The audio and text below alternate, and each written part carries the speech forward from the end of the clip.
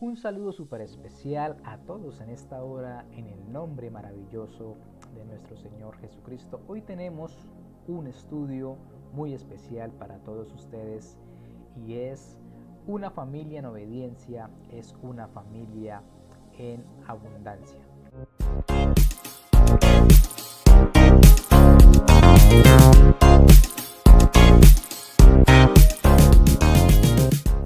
Gracias a Dios por esta temática que podemos tocar en esta noche para así juntos lograr transformar nuestras finanzas, nuestra economía.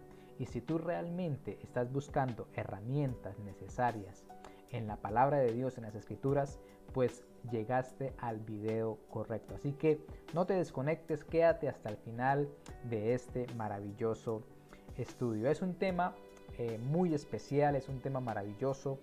Una familia en obediencia es una familia en abundancia.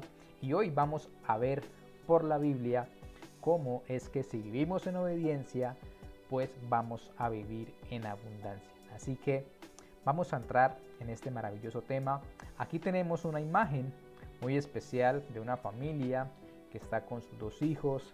Esta familia está alistando todo su viaje para unas hermosas vacaciones. Y realmente pues vemos una familia que se lo merece porque han estado trabajando fuerte y hoy tienen la bendición de Dios para vivir en abundancia. Así que este es el modelo que de alguna u otra manera queremos tomar y seguir, una familia próspera, una familia con felicidad, con sus hijos también saludables. Así que va a ser muy interesante este tema. Vamos a iniciar con este dicho popular. No sé si lo han escuchado, yo creo que sí lo han escuchado muchas veces, y es: cuando la necesidad entra por la puerta, el amor sale por la ventana. Esto es un dicho popular, aquí en Colombia se escucha bastante y es una realidad. Cuando la necesidad entra por la puerta, el amor sale por la ventana. Y traté de buscar en la Biblia, en la palabra, en las escrituras, algo que contraste con este dicho popular. Sabemos que muchos dichos populares han salido de las escrituras, la gente los toma por dichos, pero en realidad son parte de las escrituras. Y me encontré en 1 Timoteo 5:8, en la traducción del lenguaje actual. Dice: quien no cuida de sus parientes y especialmente de su familia, no se porta como un cristiano. Es más, tal persona es peor que quien nunca ha creído en Dios. Este texto realmente es muy revelador y contundente porque nos enseña que debemos cuidar de nuestros parientes y especialmente a los de nuestra familia. ¿Sí? Aquí hay dos cosas muy importantes: parientes, que es como tal todo nuestro entorno, nuestra familia se podría decir, pero dice la Biblia especialmente a su familia. Si no proveemos, si no cuidamos, si no ayudamos a nuestra propia familia, a nuestro núcleo más cercano, a nuestra esposa, a nuestros hijos, dice la Biblia, esa persona es peor que quien nunca ha creído en Dios. Así que es muy importante tener presente este texto como introducción. Y quiero hacerte una pregunta en esta hora.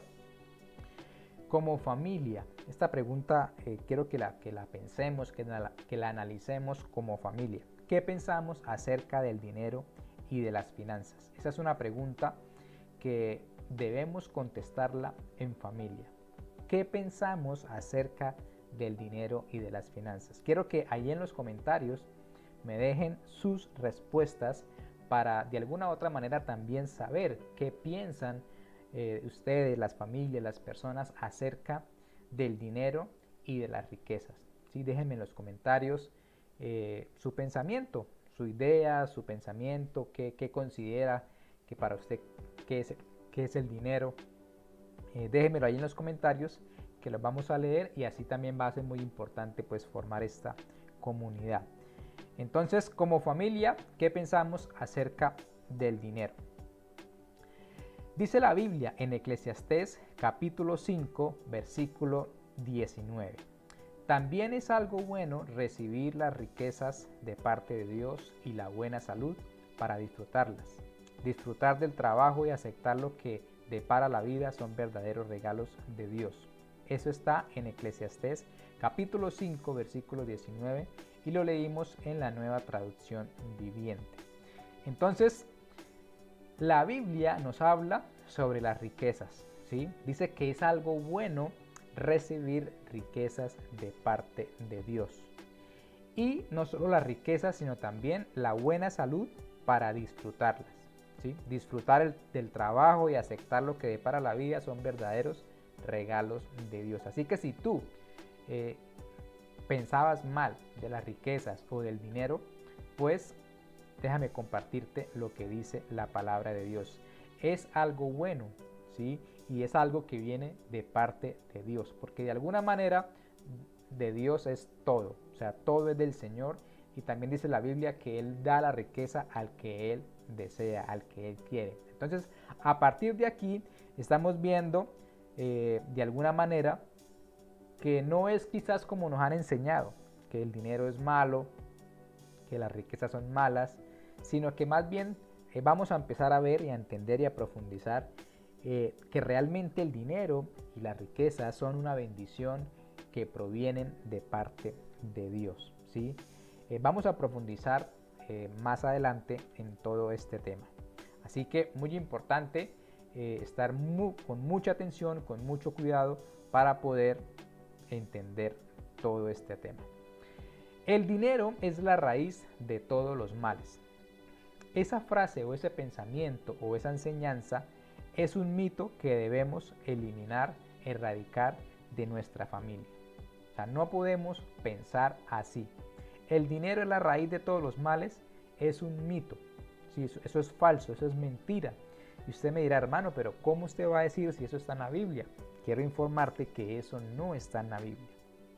Hay algo similar, hay algo parecido y lo vamos a leer ahí en Primera de Timoteo, capítulo 6, versículo 10, dice: pues el amor al dinero es la raíz de toda clase de mal, y algunas personas, en su intenso deseo por el dinero, se han desviado de la fe verdadera y se han causado muchas heridas dolorosas. Claramente vemos aquí en el texto de Timoteo que no es el dinero lo malo. O sea, el villano de esta historia no se llama dinero. El villano de esta historia se llama el amor al dinero. Y lo podemos leer también, lo acabamos de leer en la Nueva Traducción Viviente y ahora leámoslo en la traducción del lenguaje actual. Porque todos los males comienzan cuando solo se piensa en el dinero, por el deseo de amontonarlo. Muchos se olvidaron de obedecer a Dios y acabaron por tener muchos problemas y sufrimientos.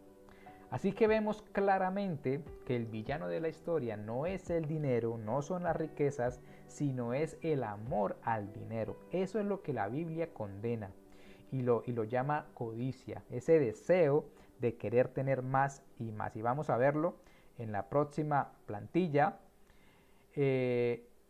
Aquí es muy especial esto, porque la Biblia nos enseña que podemos hacer todo lo necesario con el dinero, ¿sí? O sea, con el dinero podemos buscarlo, podemos administrarlo, podemos donarlo, podemos ahorrarlo, podemos hacer muchas cosas con el dinero. Pero lo único que la Biblia dice que no debemos hacer es amarlo, codiciarlo. O sea, podemos hacer de todo: comprar, vender, ahorrar, regalar, trabajar, o sea, todo lo que se nos venga a nuestra mente con el dinero lo podemos hacer, menos amarlo, ¿sí? Y también hay un consejo muy bonito aquí en Hebreos capítulo 13 versículo 5: no amen el dinero, estén contentos con lo que tienen, pues Dios ha dicho: nunca te fallaré, jamás te abandonaré. Eso está en Hebreos capítulo 13 verso 5. Este versículo es de la Nueva Traducción Viviente y es muy espectacular como dice el texto. No amen el dinero. Lo mismo que aprendimos en Timoteo 6, el amor al dinero es la raíz de todos los males, aquí Hebreos lo confirma, no amen al dinero. Estén contentos con lo que tienen. Uno de los antídotos para evitar que amemos al dinero es el contentamiento. Y el contentamiento es estar contentos y satisfechos con lo que tenemos en el momento. Y dice, pues Dios ha dicho, nunca te fallaré, jamás te abandonaré. Esas son promesas poderosas que hoy como familia debemos creer y debemos guardar en nuestra mente y en nuestro corazón. Creer que Dios nunca nos va a fallar. Creer que Él nunca nos va a abandonar. Y no lo ha hecho nunca y no lo va a hacer más adelante porque Él es fiel a sus promesas. Él es fiel a sus promesas y hoy, querido joven, querido padre de familia, querido hermano, hermana que me escucha, debemos aferrarnos a las promesas de Dios, ¿sí? Él ha dicho, no te fallaré y jamás te abandonaré. Así que hoy debemos abrir los ojos y reaccionar y no amar el dinero. La codicia es un afán desordenado de adquirir y atesorar riquezas, el deseo de tener siempre más. A esto es lo que la Biblia llama el amor al dinero, a la codicia. ¿Y la codicia qué es?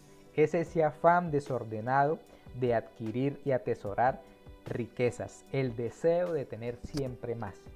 Entonces, eso es lo que debemos aprender en esta hora, que es lo que la Biblia llama el amor al dinero. Y vamos a leerlo allí en Timoteo. Vamos a leerlo allí en Timoteo, 1 Timoteo 6, capítulo 8 al 10, dice, así que debemos estar, vamos a agrandarlo acá un poquito, dice, así que debemos estar contentos de que tenemos ropa y comida, pero los que solo piensan en ser ricos caen en las trampas de Satanás. Son tentados a hacer cosas tontas y perjudiciales que terminan por destruirlos totalmente.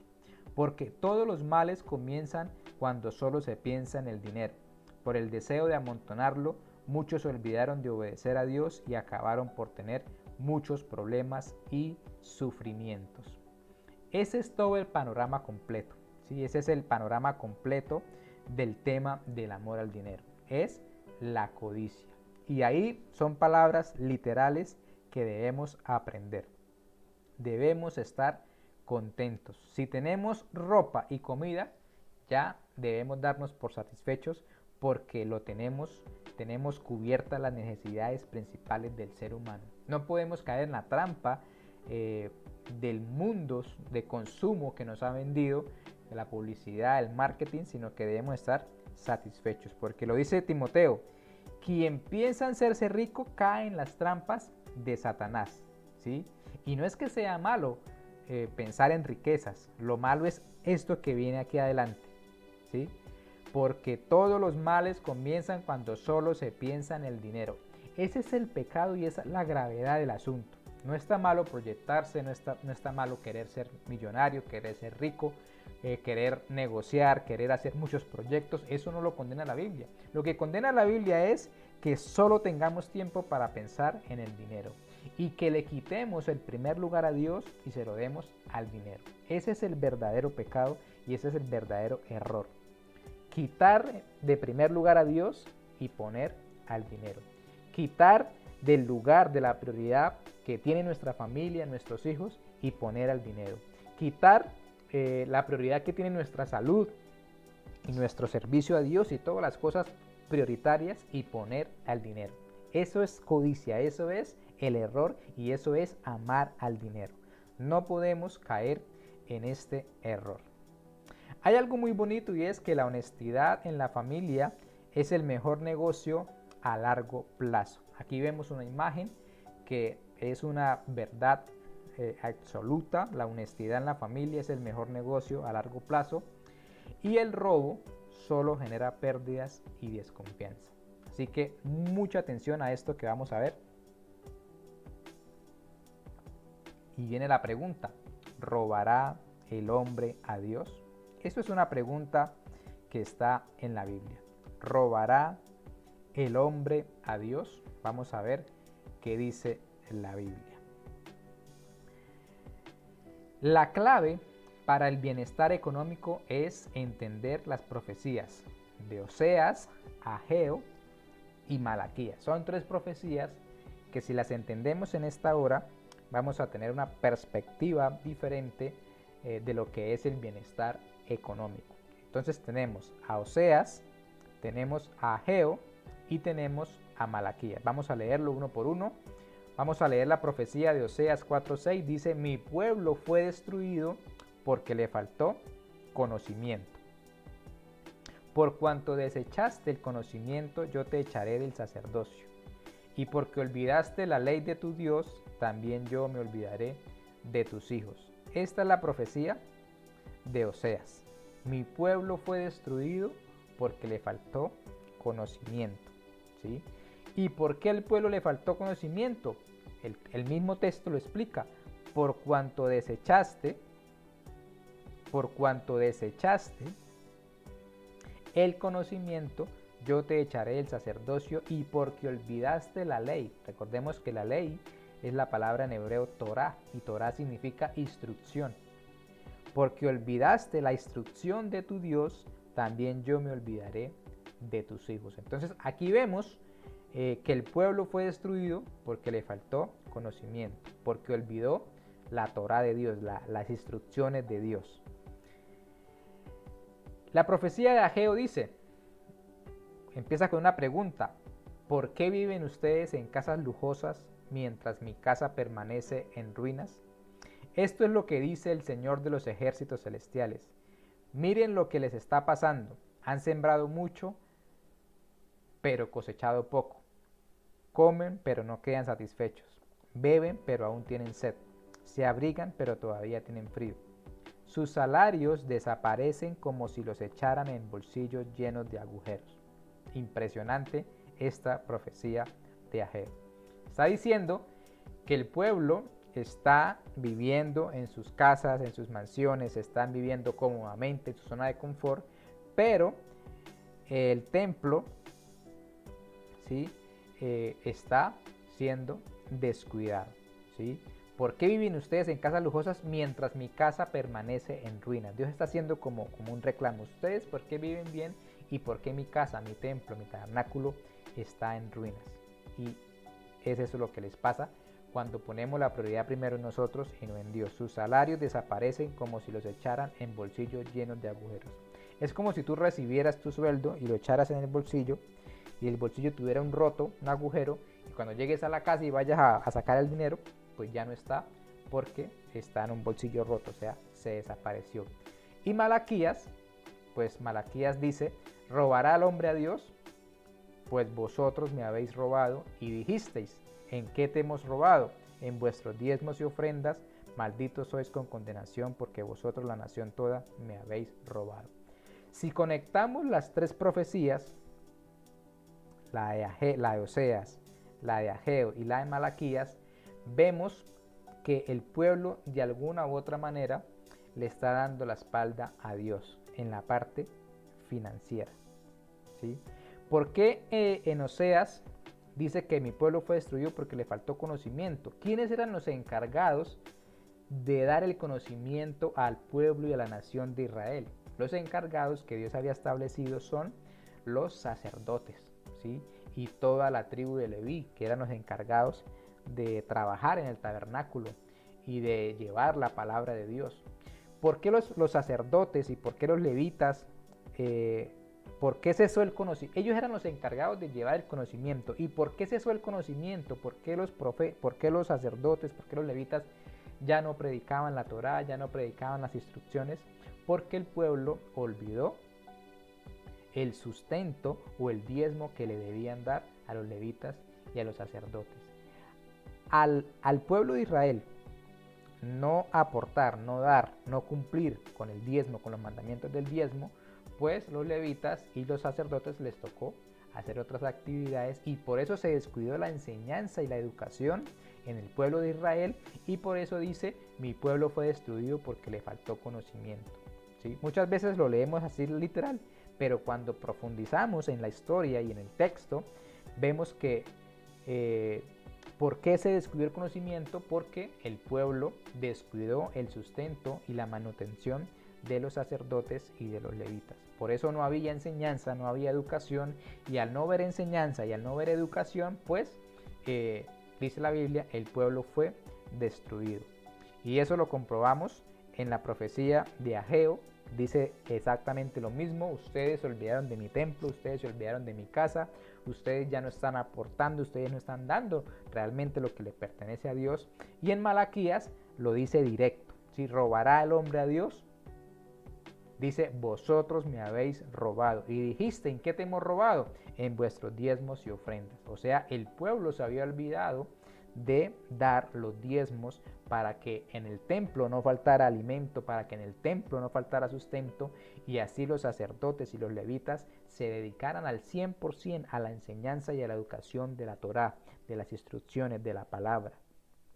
Entonces, estas tres profecías vemos algo muy importante y muy interesante. ¿Y qué es la conclusión de esas tres profecías? Que el pueblo había descuidado económicamente o no estaba aportando económicamente lo que Dios había establecido. Los diezmos, las ofrendas, las primicias, todo el paquete completo, el paquete financiero. La nación de Israel se olvidó y por eso no estaban siendo bendecidos. No estaban siendo bendecidos. Así que es muy importante que como familias en esta hora, en este siglo XXI, en esta época de tanta cosa, no nos olvidemos de las cosas de Dios. No nos olvidemos lo que realmente le pertenece a Dios, ni aportar.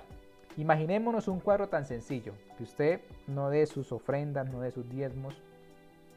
¿Qué va a pasar con el líder que usted tiene allá en su iglesia local, en su congregación, su pastor?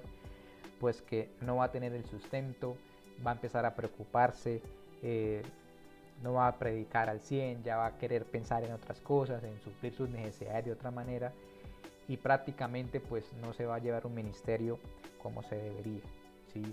A tal punto que pueden cerrar la congregación, ya no hay enseñanza, ya no hay palabra, y si no hay enseñanza, no hay palabra, pues usted se va a enfriar espiritualmente y lo más probable es que se pueda apartar de los caminos. Así exactamente fue lo que pasó allá en la nación de Israel.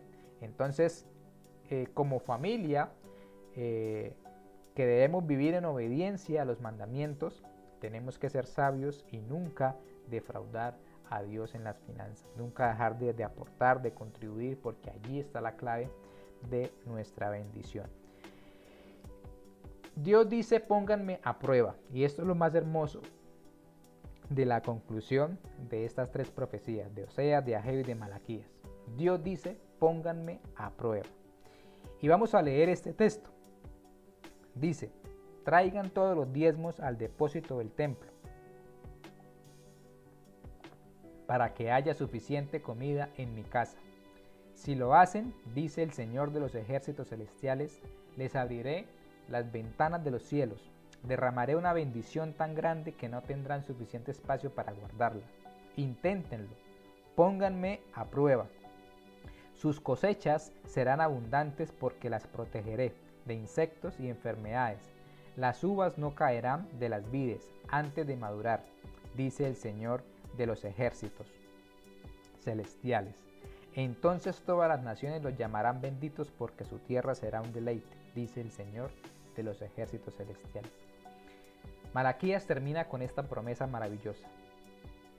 Dice el Señor, derramaré una bendición tan grande que no tendrán suficiente espacio para guardarla. Inténtenlo, pónganme a prueba. Y esta es la invitación en esta hora, que como familias debemos poner a prueba a Dios. No hay nada más en que Dios nos autorice que lo pongamos a prueba sino en las finanzas, ¿sí?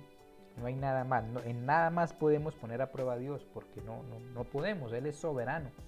Pero aquí en las finanzas Él dice, pónganme a prueba. O sea, si ustedes cumplen con sus diezmos, con sus ofrendas, con sus responsabilidades para el templo, porque Dios tiene un plan y un propósito. ¿Y cuál es? Que la palabra, que su enseñanza, que su Torá, que sus instrucciones, que su evangelio sea predicado en el mundo, ¿sí?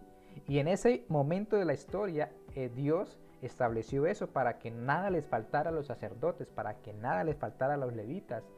Dios no le había dejado herencia ni heredad a los levitas para que no estuvieran pensando en el dinero, en las cosas de aquí, de este mundo, sino que se dedicaran 100% a la educación y a la formación de la palabra, de las escrituras. Entonces el Señor dice, inténtenlo, pónganme a prueba. Y la promesa en esta hora es para todos nosotros. Sus cosechas serán abundantes porque las protegeré de insectos y enfermedades. Las uvas no caerán de las vides antes de madurar, dice el Señor de los ejércitos celestiales. Entonces todas las naciones los llamarán benditos porque su tierra será un deleite, dice el Señor de los ejércitos. Esto es una promesa maravillosa que debemos hacer uso en esta hora. Si correspondemos con lo que le pertenece a Dios, pues Dios también nos va a bendecir poderosamente. Vamos a ver los diezmos, vamos a hablar un poquito de los diezmos, porque es un tema muy polémico, es un tema que quizás mucha gente discute en redes sociales. Te quiero preguntar, ¿tú qué opinas del diezmo? Déjame en los comentarios qué opinas, ¿se debe diezmar, no se debe diezmar? Mucha gente dice que los pastores se roban el diezmo. Déjame en los comentarios tú qué opinas acerca del diezmo. ¿Sí? Déjame en los comentarios si hay que darlo, si no hay que darlo. Y mientras tú me dejas los comentarios, quiero decirte esto. La obediencia es sinónimo de abundancia. Y esto quiero que quede claro porque es lo más importante de este estudio. El tema de este estudio, recordémoslo, una familia en obediencia es una familia en abundancia. Y la obediencia, pues, es sinónimo de abundancia. Aquí tenemos los 3 diezmos que tenemos en las escrituras, ¿sí? Se nos ha enseñado siempre que es un solo diezmo, que es el 10% de todo lo que ganamos, pero resulta que esa enseñanza pues ha estado incompleta, porque la Biblia enseña de 3 diezmos, ¿sí? No son 1, no son 2, son 3 diezmos que realmente están en las escrituras y que el Señor los estipuló así para suplir una serie de necesidades. Entonces, el primer diezmo era para el sostenimiento de los sacerdotes y levitas que no tenían heredad. Eso lo vemos en Números 18, capítulo 18, versículo 21 al 24. Dice, los levitas no tendrán posesiones materiales. Un levita no acumula, no compra, no se enriquece. Por eso deben ser asistidos por el pueblo a través del diezmo. Entonces, veamos la razón de por qué Dios estableció este primer diezmo. La razón del por qué Dios estableció este primer diezmo era porque a los sacerdotes y a los levitas no les correspondía heredad ni tierra y no les correspondía pensar en el dinero, en cómo van a proveer para su casa, para su familia, para ellos. Ellos no tenían que pensar en eso. Ellos solamente tenían que pensar en la educación, en la enseñanza, en la formación, en la investigación de la palabra. Ese era el objetivo de ellos, ¿sí?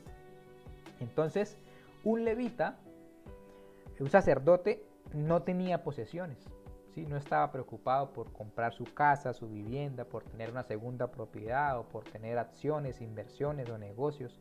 No tenía por qué preocuparse o gastar su tiempo y su vida en eso, ¿sí? Un levita no acumula. Esa era otra característica de ellos, que Dios les había dicho, no acumulen. O sea, un levita no está preocupado por recibir dinero, no. Ellos no tenían que acumular, no compraban, no debían enriquecerse, ¿sí? Como eran personas dedicadas solamente al ministerio, al sacerdocio, al templo, pues el pueblo tenía que asistirlos, o sea, el pueblo tenía que darles este primer diezmo. Entonces, que quede claro que este primer diezmo, el primer 10% de las cosechas y de todo lo que ganaban los israelitas, era para los levitas y sacerdotes, para el mantenimiento de todo este grupo de personas. El segundo diezmo que habla la Biblia era o es para celebrar las festividades del Creador, ¿sí? Este diezmo si quieren tomar apuntes, está en Deuteronomio capítulo 14, 22 y Deuteronomio capítulo 16 del verso 16 y 17. Ahí están los versículos en pantalla. Recordemos que hay 3 fiestas del Creador que Él las estipuló como mandamientos, como fiestas solemnes, fiestas sagradas.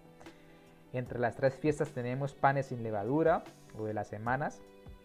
La primera fiesta de los panes sin levadura. La segunda fiesta es la fiesta de las semanas.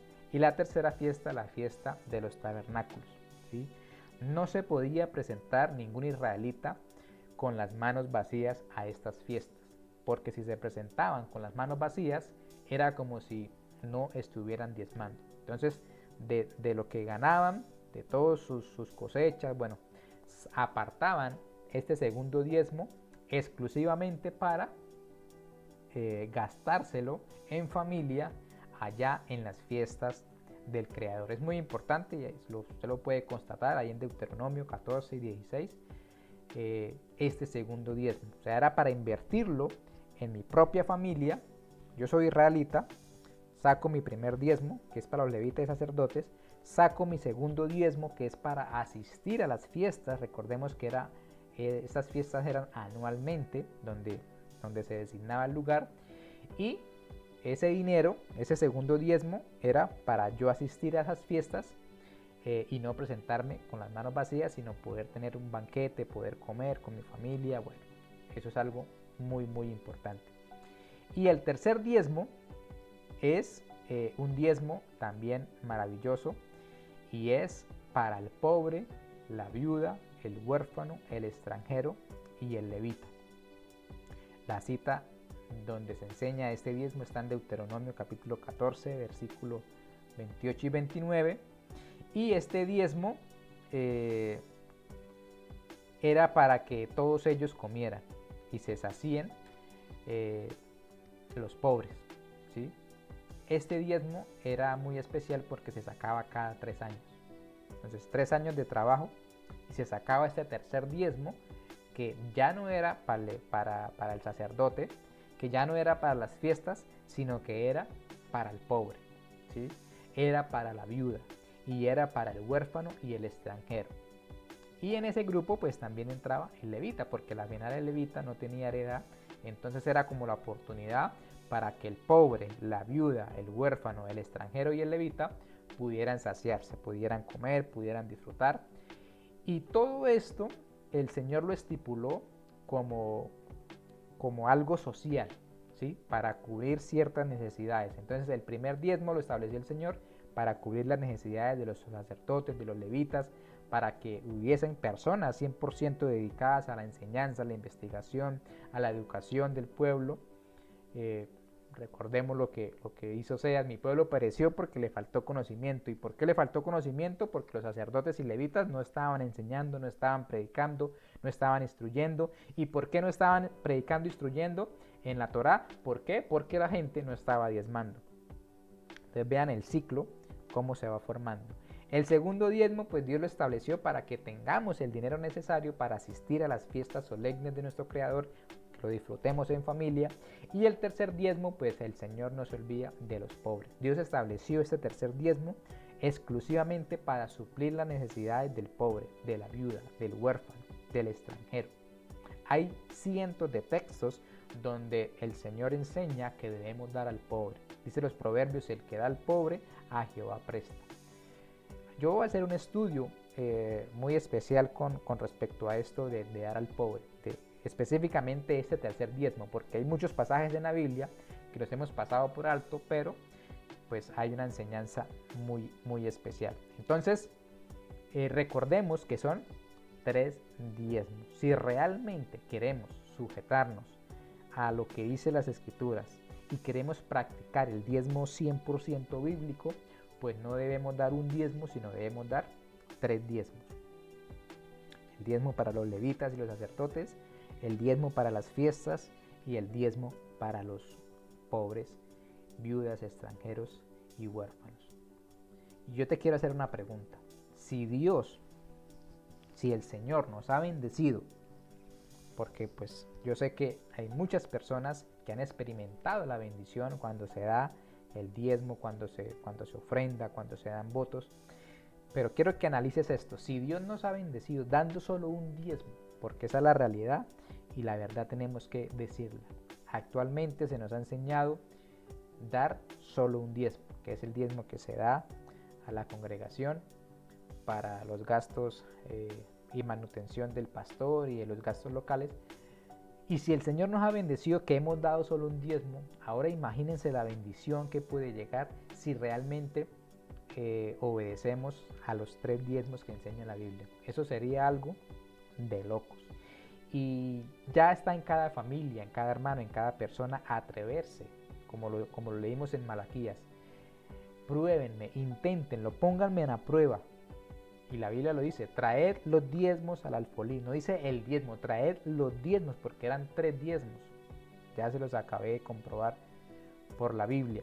Entonces, esta reflexión quiero que quede en sus mentes y en sus corazones. Si Dios nos ha bendecido y hemos dado solo un diezmo, ¿cómo sería donde empecemos a practicar verdaderamente los 3 diezmos? Pues podría llegar a ser una bendición extraordinaria, como lo dice Malaquías.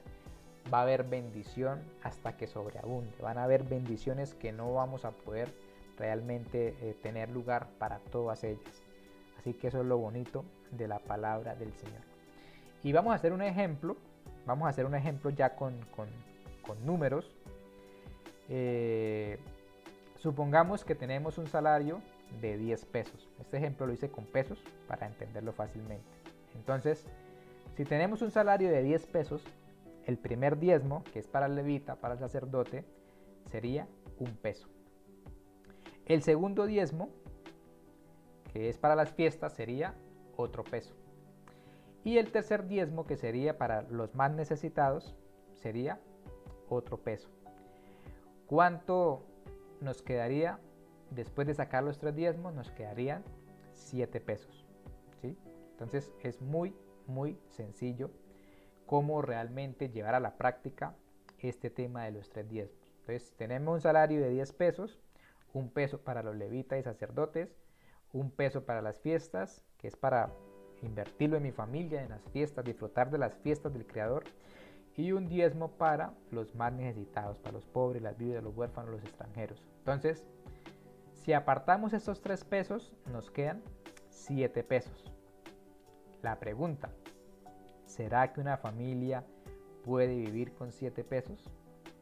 Y esa pregunta quiero que la analice, que me dejen en los comentarios. ¿Será que si ganamos 10 pesos y damos 3 pesos en diezmos, ¿será que podemos vivir con 7 pesos?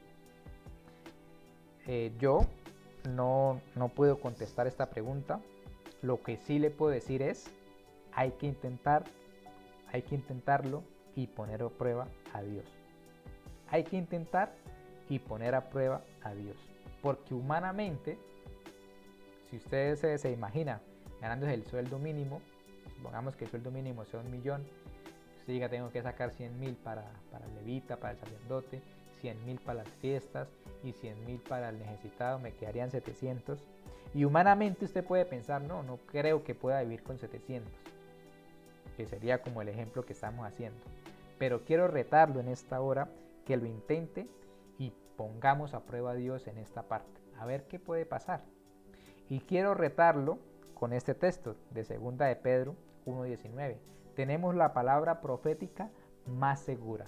Lo que hemos aprendido en Oseas, en Ageo, en Malaquías, en todos estos textos proféticos, es la palabra profética más segura, dice Pedro, a la cual hacemos bien en estar atentos. Entonces, este es un reto para todos, inclusive para mí, para mi familia, es un reto de empezar a practicar realmente lo que enseña la Biblia acerca de los mandamientos del diezmo, y es poder llegar algún día a practicar estos 3 diezmos literales, apartar los 3 diezmos, y de seguro Dios nos va a sorprender poderosamente. Vamos a pasar ya para finalizar este estudio maravilloso, y son 7 consejos prácticos para las finanzas familiares. Y estos 7 consejos o tips los vamos a sacar del libro de Proverbios, que yo lo he catalogado como el manual del éxito para las familias el manual del éxito para los jóvenes, el manual del éxito para toda aquella persona que quiera tener éxito. Debe leer y estudiar y meditar el libro de Proverbios. Entonces vamos a pasar a estos 7 consejos prácticos para las finanzas materiales. El número 1 es: la honradez vale más que el dinero. Ese es el primer pilar o el primer tips o consejo que en esta hora debes guardarte en tu corazón. La honradez vale más que el dinero. Y vamos a leer Proverbios capítulo 15, verso 27. Dice: el que siempre quiere tener más hace daño a su familia, pero el que no vende su honradez a cambio de dinero tendrá una larga vida. Y no quisiera seguir estos 7 tips sin enfocarlos al tema que es: una familia en obediencia es una familia en abundancia. Bajo ese esquema, bajo ese tema, vamos a estudiar estos 7 principios. Entonces, la honradez en la familia, ¿sí? Si la familia tiene personas honradas, eso vale mucho más que el dinero que pueda tener la familia. Y el texto lo comprueba. El que siempre quiere tener más, hablando de la parte económica, financiera, dice, hace daño a su familia. ¿Por qué creen que dice la Biblia esto? Que el que siempre quiere tener más hace daño a su familia. Porque recordemos que el que quiere tener más y más y más es codicia, es amor al dinero. Y ese amor al dinero es la raíz de todos los males. Entonces, si una persona solo piensa en el dinero y lo codicia y lo ama y empieza a poner el dinero por encima de la familia, pues le va a hacer daño a la familia, porque va a empezar a tener problemas con la pareja, problemas con los hijos, problemas con todo el mundo. Y por eso el texto de la Biblia lo explica muy claro. El que siempre quiere tener más hace daño a su familia. ¿Sí? ¿Cuántos padres de familia no han perdido de pronto la crianza de sus hijos? No han visto crecer a sus hijos, no han estado en los momentos más importantes de la vida de sus hijos por solo estar pensando en el dinero, en el trabajo, y prácticamente pues les están haciendo daño. O sea, la Biblia como tal no se puede equivocar. Y si la Biblia lo dice, es porque es así. Y dice el texto: pero el que no vende su honradez a cambio de dinero tendrá una larga vida. Entonces, queremos tener largas vidas, tenemos que querer vidas en prosperidad, vivir en abundancia. Debemos no vender nuestra honradez por dinero. Segundo consejo práctico para las finanzas en familia. La forma de tener buenos ahorros es gastando menos cada mes. Y este consejo es muy práctico porque si queremos tener ahorro, de alguna manera, en algún momento de nuestra vida debemos gastar menos. Hay gente o hay familias que hacen totalmente lo contrario. Gastan más de lo que ganan y siempre están en rojo. Entonces, Proverbios 21:20 dice: tesoro preciado y aceite hay en la casa del sabio, pero el hombre insensato todo lo devora. Fíjese lo bonito de la palabra de Dios. Esto es la palabra de Dios. Tesoro preciado y aceite hay en la casa del sabio. ¿Y por qué hay esto en la casa del sabio? Porque el sabio sabe ahorrar, el sabio sabe administrar, el sabio sabe dirigir sus finanzas. Y aquí juegan un papel muy importante las damas, las mujeres. Dice: pero el hombre insensato todo lo devora. Proverbios 21:20. Y ese todo lo devora es todo lo gasta. Entonces, debemos hacer un análisis de las finanzas familiares. Si lo que llega en el mes todo lo gastamos o si realmente somos sabios para administrarlo y saberlo distribuir.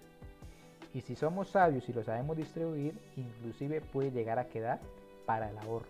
Entonces, este tip es fundamental para todas las familias que de alguna u otra manera están pensando en ahorrar, en capitalizar, en invertir, en crecer, en prosperar. Deben tener mucho cuidado con los gastos. Entonces, una forma de tener buenos ahorros es gastando menos cada mes. Entonces, Tampoco queremos decir de que seamos, mejor dicho, super ahorradores, ya llegando al punto de tacaños, de no invertir, de no comer bien, de no gastar de pronto nada. Tampoco la idea es llegar a ese extremo, pero sí cuidar muy bien nuestros gastos, tener un presupuesto muy definido y administrar correctamente los dineros y las finanzas. Vamos a entrar al tercer tip, tercer consejo práctico, y es herencia duradera para sus descendientes. Una persona que realmente tiene finanzas saludables, que tiene una vida económica estable, guiada bajo la voluntad y los principios de Dios, va a tener una herencia duradera para sus descendientes. Y eso es lo que nos debe inspirar a que debemos dejar una herencia duradera, un legado. Quizás que no sea solo dinero, sino que sea una herencia poderosa, un legado, unos principios éticos, unos valores. Y vea lo que dice Proverbios. El bueno deja herencia a los hijos de sus hijos, o sea, a sus nietos. El bueno, el sabio, el que está direccionado siempre por la palabra, por los principios, el que está ahí pegado a la voluntad, a las instrucciones de Dios. El bueno deja herencia a los hijos de sus hijos, pero la riqueza del pecador se guarda para el justo. Entonces, ¿qué clase de riqueza quieres tener? Una riqueza que al final de tu generación o de tus hijos o de tus nietos la acaben, la destruyan, se la gasten, o quieres tener una riqueza y dejar una herencia con valores, con fundamento, que sus hijos la puedan administrar, que sus nietos también puedan recibir esa herencia y puedan seguir administrando y así tener una vida financieramente saludable. Ahí es donde tenemos que reflexionar como padres, como familia. ¿Qué ejemplo le estamos dando a nuestros hijos? ¿Qué ejemplo le estamos dando a nuestros nietos?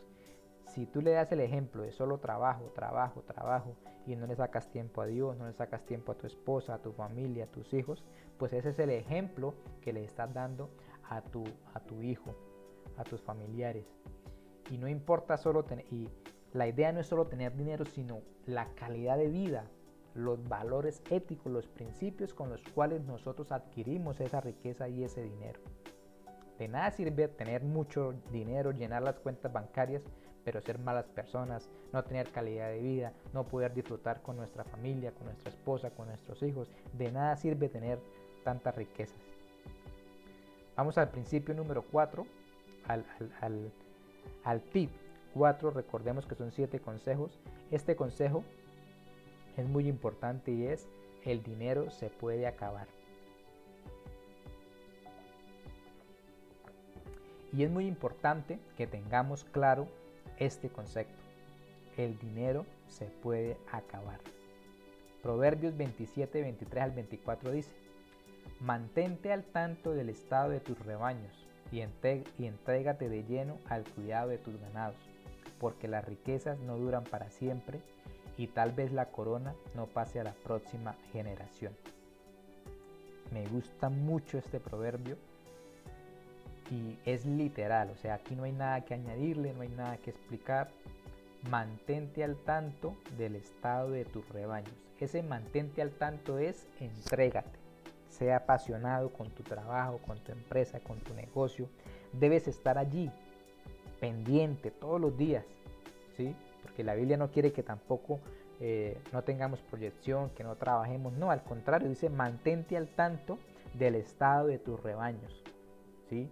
Y estos rebaños son tus negocios, tus empresas, tu empleo, tu negocio, tu emprendimiento. Y dice, entrégate de lleno al cuidado de tus ganados. Impresionante, o sea, entrégate de lleno a la administración, al trabajo, a tu empresa, a tu negocio.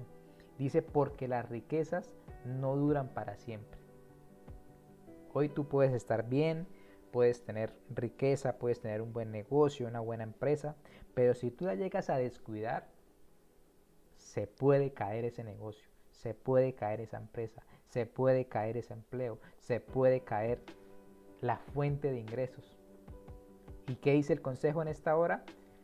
Entrégate de lleno al cuidado de tus ganados, porque las riquezas no duran para siempre. O sea, no te puedes llegar a una zona de confort, a una zona donde ya crees que ya lo cumpliste todo, que ya ese dinero que tienes y esa cuenta de ahorros y esas riquezas te van a durar para siempre, el dinero se gasta muy rápido.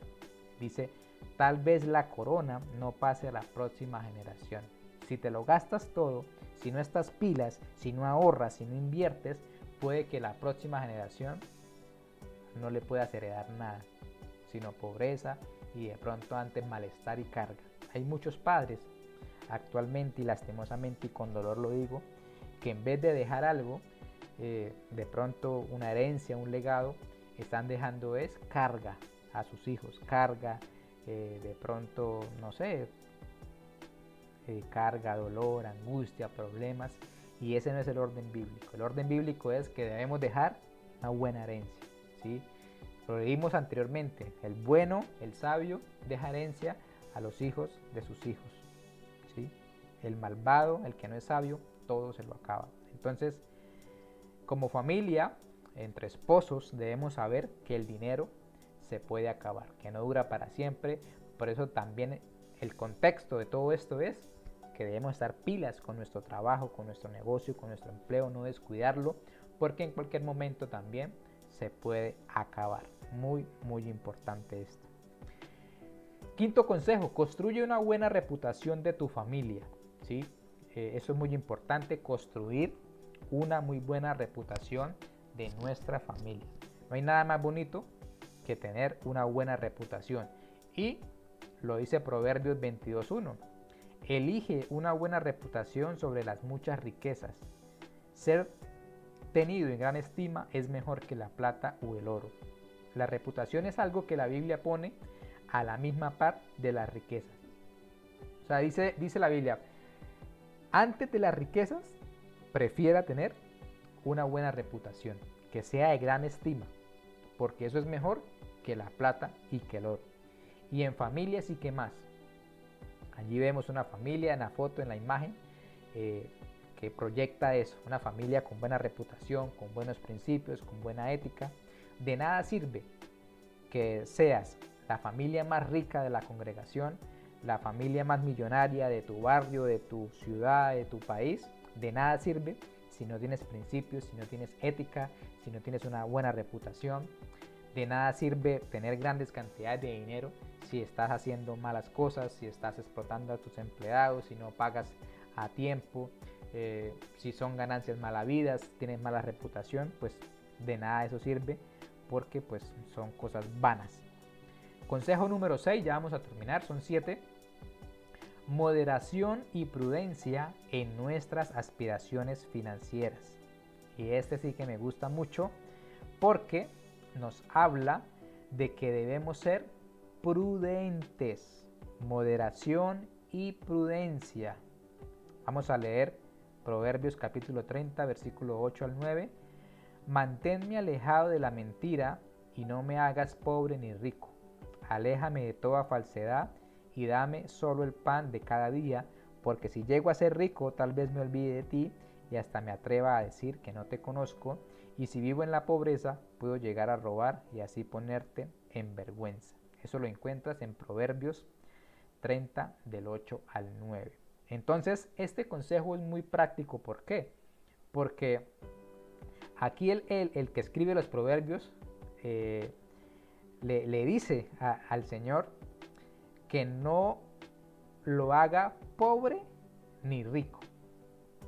O sea, no quiero ni tanto ni tampoco tampoco. ¿Sí? Aléjame de toda falsedad, dame el pan de cada día. Y esto puede sonar a conformista, a entrar en una zona de confort, pero no.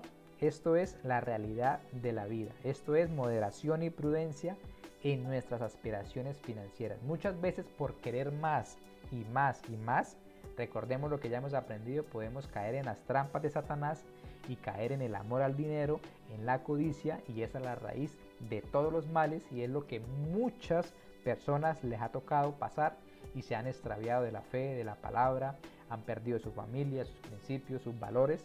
Así que tenemos que tener mucho cuidado con nuestras aspiraciones financieras. Qué bonito sería pensar como el proverbista: Señor, no me hagas pobre ni rico. Si me haces de pronto muy rico, dice, ¿qué tal me olvide de ti? Pero si me haces muy pobre, ¿qué tal tenga que robar y así ponerte en vergüenza? Entonces pone como los polos opuestos y hay que estar como en la mitad, ¿sí? Estar contentos con el pan de cada día, lo que ya aprendimos, estar contentos con nuestro pan, con nuestro alimento, con nuestro abrigo, con nuestra casa, con nuestro hogar, con todas las bendiciones que Dios nos ha dado, estar contentos, tranquilos, satisfechos y estar como en una balanza, como en el equilibrio, ¿sí? Tener mucha prudencia y moderación en nuestras aspiraciones financieras, ¿sí? Bueno, podríamos hablar muchas cosas más, pero el tiempo va corriendo. Y por último, el último consejo, y ya con ese terminamos: si la tienes, nunca la dejes. Y esto sí que me gusta mucho también, porque pienso en mi esposa, pienso en la pareja que Dios me ha regalado. Si la tienes, nunca la dejes. Proverbios 31, del 10 al 12 dice: qué difícil es hallar una esposa extraordinaria. Hallarla es como encontrarse una joya muy valiosa. Quien se casa con ella puede darle toda su confianza. Dinero nunca le faltará. A ella todo le sale bien. Nunca nada le sale mal. Y esto me gusta mucho para cerrar este estudio. Y es que cuando las mujeres se ponen realmente en las manos de Dios, cuando las mujeres realmente se dejan guiar, direccionar por Dios, por la palabra, por sus principios, pues van a adquirir características muy importantes como la mujer virtuosa, como la mujer extraordinaria que habla Proverbios 31. Y querido hombre, querido hermano, querido amigo, querido joven, si Dios te regaló una de estas, si la tienes, nunca la dejes. Mucho cuidado, nunca la dejes. Si la tienes, nunca la dejes, porque la Biblia lo dice. Es difícil hallar una esposa extraordinaria. Y si ya tú la tienes, pues no la dejes, porque va a ser difícil encontrar una mujer como esa. Si ya la tienes al lado, si ya estás casado, Dios te la dio, cuídala, no la dejes, porque va a ser difícil encontrar otra. Dice, hallarla es como encontrarse una joya muy valiosa. O sea, hallar la mujer que usted ya tiene, la esposa que usted ya tiene, es como hallar una joya, un diamante muy valioso, dice la Biblia. Quien se casa con ella puede darle toda su confianza. O sea, puede estar tranquilo, puede estar confiado, puede vivir tranquilo toda la vida, porque nunca le faltará dinero. Y esto me impresiona mucho, porque cuando uno tiene una buena mujer que Dios le ha regalado a uno, pues realmente esto se cumple. Nunca le faltará dinero. Yo lo puedo decir por experiencia propia, por testimonio propio, vivido en carne propia, que desde que me casé con mi esposa nunca nos ha faltado dinero y siempre pues de alguna u otra manera hemos tenido la bendición de Dios. Y termina diciendo, a ella todo le sale bien, nunca nada le sale mal. Y yo sé que las mujeres, las esposas que tenemos, que son virtuosas, que tienen la palabra, que tienen el Espíritu Santo de Dios, pues todo les sale bien y nunca nada les sale mal. Hemos llegado al final de este maravilloso estudio. Una familia en obediencia es una familia en abundancia. Espero que haya sido de bendición este estudio. Si realmente te gustó este estudio, si aprendiste de alguna manera algo o algo te aportó para tu vida, para tus finanzas, para tu crecimiento, te invito para que le des me gusta a este video, compartas este video y también te suscribas a nuestra página, a nuestro canal de YouTube, a nuestra página de Facebook. Realmente pues todo lo que ustedes hacen por los contenidos que hacemos nos motivan y nos ayudan a seguir creando contenido de valor, creando estos temas para que sea de bendición para ustedes. Quiero cerrar en esta hora con una oración muy especial. Voy a orar por todos los hogares, por todas las familias que han escuchado este estudio, que han llegado hasta esta instancia. y espero que la palabra de Dios llegue a sus corazones, a sus mentes y puedan transformar esas finanzas y puedan transformar ese conocimiento, ese intelecto y podamos realmente aplicar todo lo que dice la palabra del Señor. Cierra tus ojos y acompáñame en esta oración. Señor Jesús, ponemos en tus manos todas las familias que han visto este estudio, que han hecho este estudio. Te pido, Señor, para que seas tú por medio de tu palabra quien nos habla, quien nos enseñe, quien nos diga realmente y nos oriente y que podamos concluir esto, que una familia en obediencia es una familia en abundancia. Una familia que obedezca todos los mandamientos, todos los principios, todos los consejos que en tu palabra están escritos, va a ser una familia que está llamada a vivir en abundancia, en prosperidad. Lo creemos y lo predicamos firmemente en el nombre de Jesús de Nazaret. Amén y amén. Déjame aquí abajo los comentarios qué te pareció este estudio, si estás de acuerdo, si no estás de acuerdo también déjamelo saber. Aquí arriba te voy a dejar otro enlace con más estudios financieros a la luz de la palabra de Dios para que así tu educación financiera siga en esta hora. Bendiciones.